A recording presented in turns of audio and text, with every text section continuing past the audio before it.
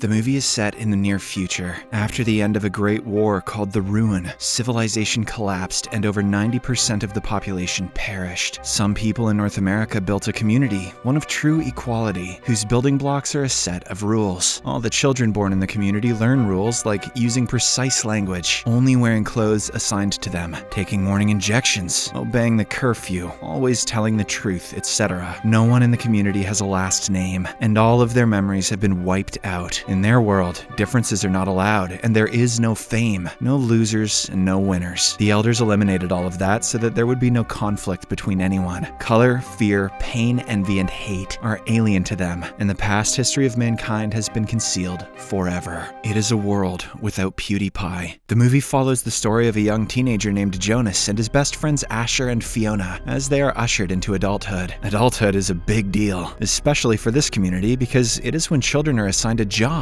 that they will have to carry out for the rest of their lives. Asher and Fiona are excited about the graduation, but Jonas is nervous as he still doesn't know his purpose and feels lost. Jonas has always felt different from other children. He sees things differently than others. Asher is the joker of the group, while Fiona is someone who makes everyone smile. It is the day before the graduation ceremony, and the three friends are at the nurturing center for their volunteer work. Because things like love and relationships are forbidden in this community, all humans are genetically engineered. Newly born babies are kept in this center and tended to by a team of medical staff and volunteers. They are then assigned to a family where they will continue living until they become adults. Fiona loves working with children, and she wishes the elders would give her some job at the nurturing center. Jonas's father, David, who works at the center, asks Fiona to calm a crying baby if she really has what it takes to become a nurse. To his surprise, she effortlessly does this with a simple touch of her hand. David then reveals that the baby's name is Gabe, and that he is just 3 months old. After finishing their shift, the trio returns to their homes before the curfew. In the next scene, Jonas is having dinner with his family, where he suddenly asks his parents if they were nervous before they were assigned to their current positions. However, David assures him that the elders have been watching him closely since he was a baby, so they know where to put him. Jonas's mother, Linda, then reveals that a local teacher has been to a rehabilitation camp of some sorts. When David asks if there was any other choice, she mentions that the other choice was a place called Elsewhere. The next day, at the annual ceremony of advancement, the chief elder of the community addresses the audience virtually through a hologram. After a while, the ceremony begins with the release of the elderly citizens who have spent all their lives working for the community. Now they will be sent to Elsewhere, where they will retire. It is followed by the assigning of the new children engineered by the community's geneticists. Finally, the chief elder assigns the adult kids to their positions. During the ceremony, Jonas notices an old man looking over at him. One by one, each kid gets their job. Asher is given the job of a drone pilot, while Fiona is assigned to be in the nurturing center, something she was dreaming of. Jonas eagerly waits for his turn, but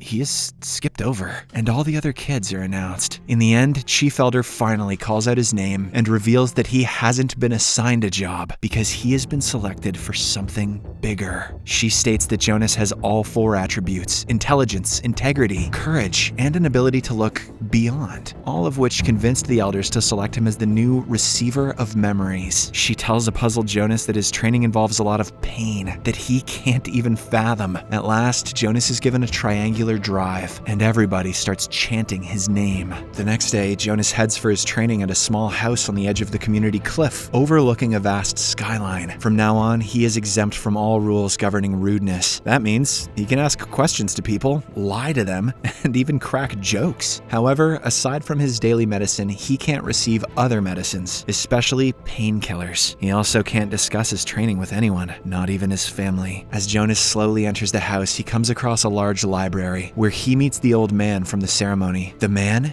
is the giver, who will pass on memories of the past to the receiver. These memories are the secret history of the world dating generations back. No one else in the community has a history of the past, and when the elders require any guidance on matters that are beyond their experience, the giver provides wisdom. Wasting no time, the man grabs both of Jonas's wrists and sends him into a memory of snowy woods. There, Jonas rides a sled down a snowy hill, something which he has never experienced or never even heard of. Soon, he comes across a mysterious-looking cabin, and the next second, Jonas snaps out of his memory, amazed. He asks the giver why they don't have sleds or snow in their community, and the latter responds that it was a very distant memory, and there's no snow anymore because of climate control. He continues that sleds require snow, and snow requires cold, which destroys crops and makes transportation of food difficult. Jonas asks to see more, but the man takes him outside for some fresh air. During the walk, Jonas inquires about the person who was chosen to be the receiver before him, but the giver responds with silence. That night, baby Gabe is brought to Jonas's home by a nurse from the nurturing center, still crying. The family has been assigned to watch over him until he catches up. Meanwhile, Jonas notices a mark on Gabe's wrist, the same mark that he and the giver have on the exact same spot. This makes him realize that Gabe will also be selected as the receiver of memories someday. As the days pass, Jonas continues to train under the giver and stops taking his daily injections. Because of this, he experiences pain for the first time when he is bitten by a bee in his memory. He also starts seeing colors around him. Later, Jonas meets up with his friends for a brief reunion. Asher talks about how he's been able to fly the drones close to elsewhere. He describes it as an isolated place with two rocks touching at the top, forming a triangle. After a while, Asher heads to work and the other two start having fun. They slide down a slope and scream out loud, disturbing everyone in the area. At the bottom of the slope, Jonas goes over to help Fiona up, but a voice through the PA system announces that they cannot touch people outside their family unit. I know what you're thinking, Jonas, but you can't receive that. Meanwhile, the giver meets with the chief elder over his training with Jonas. She warns him to take it easy with the boy, reminding him to not repeat the mistake he made with the last receiver, who apparently committed the unthinkable. In the next session, Jonas finds a map on the library floor. In it, he notices his home and the triangular rock that Asher told him about. The cliff is marked as a boundary of the memory. Jonas wonders if the memories will be released if a receiver crosses the boundary. As he continues inquiring about it, the giver changes the topic and shows Jonas a piano, which amazes him. Giver reveals that the daily injections take away emotions of the community members and make them dull. Saying this, he holds Jonas's hand and takes him to a party place where people are dancing and having a great time. There, Jonas also sees himself kissing Fiona passionately. Over the course of the next few days, Jonas experiences all the wonders and calamities of the ancient world. He learns about different religions, cultures, and even witnesses a child being born. The giver warns him about the tremendous cruelty of the past, but Jonas insists on seeing more. His wish is eventually granted, but little did he know about the horrors he is going to witness. When Jonas sees an elephant being brutally shot down, he breaks into tears. That night, at home, Jonas notices Fiona combing her hair through his window and feels a weird sensation. He thinks about it for a while and finally realizes that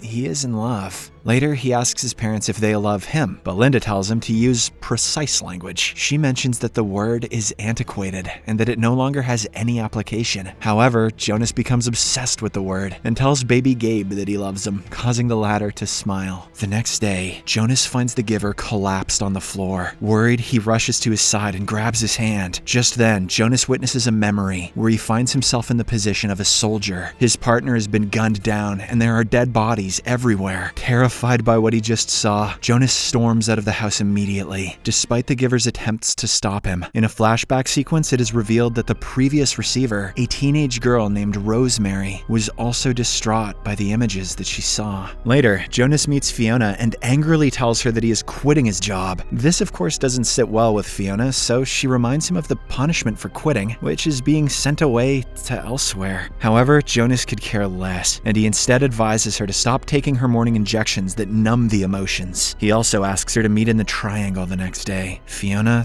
agrees, but only under the condition that he will return to his job. In the next scene, Jonas returns to his training house, where he sees a memory of the giver playing the piano alongside Rosemary. As he watches in shock, the real giver explains that after witnessing death, Rosemary became so horrified that she asked to be released from her duty. Hearing this, Jonas assumes that she is still alive and elsewhere, but the giver tells him that elsewhere is death. He then shows Jonas a video projection of his father in the nurturing center with a baby that is deemed too weak. In the video, David injects something into the baby's head, killing it instantly. The strange thing is that he doesn't even know what he is doing. David is simply carrying out his work that he was assigned to. Jonas is taken aback by the revelation, and he argues that people should be given their memory so that they know what they're doing. However, the giver tells him that he can't do anything about it. The next morning, Jonas meets Fiona and gets to know that she took his advice and skipped her injections. So, without wasting any time, he takes her to a secluded spot and kisses her for the first time. Fiona is amazed by the sensation, and Jonas tells her that there's a lot more that she hasn't seen. Oh! Afterwards, he returns home and learns that baby Gabe is set to be released the next day because he is